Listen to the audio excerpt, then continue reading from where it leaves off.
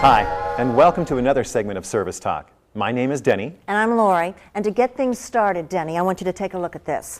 This is one of those little cars that you rev up backwards and you let it go and... Call your insurance agent. The point is, this little toy helps to demonstrate one of the very important but often overlooked components of a vehicle, called the driveline. Or you may also know it as the drivetrain. It's that part of the vehicle that converts the energy generated by the engine into the mechanical movement that turns the wheels and makes the vehicle go. In this service facility, we are always concerned about the condition of the fluid in every automotive system. The driveline is no exception. To find out why, let's put drivetrains on the rack.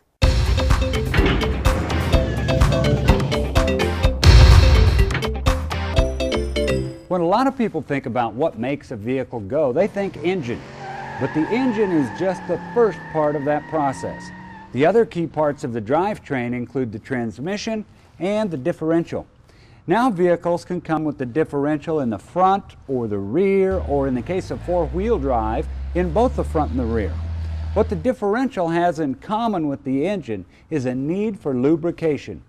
After your engine does its work, creating the combustion that drives the pistons up and down inside your engine, that up and down motion is transferred to your transmission, which in turn sets in motion the gears and the differential. And the differential then turns the axle, which turns the wheels, which makes the world go around your vehicle. To do that, though, there's a lot of metal engaging a lot of other metal inside your drivetrain, and that's where lubricants come in. They're lubricants that flow through your drivetrain for the same reason they flow through your engine, to prevent the friction that wears down the metal components of both.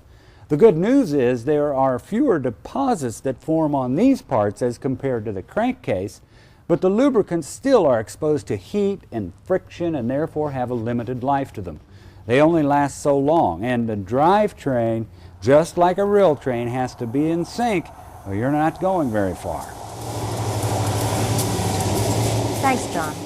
Which is why we need to change the lubricants in the drivetrain every so often.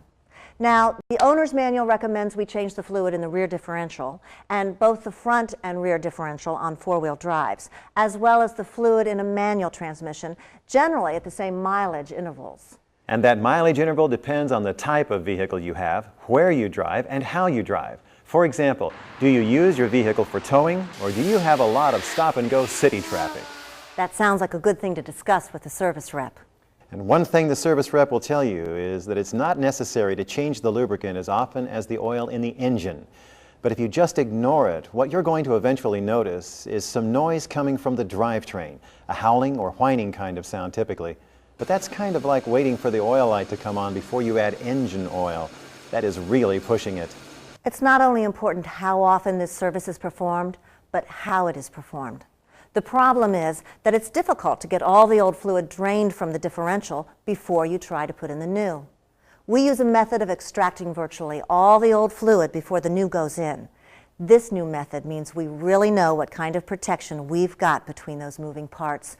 And speaking of protection, we use the highest quality lubricant available. Which means your drivetrain is going to perform better and last longer. So the bottom line on the driveline is to watch your odometer and get it serviced at the right intervals for your driving conditions. If you have any questions about our driveline service, ask our service representative here in the Service Center.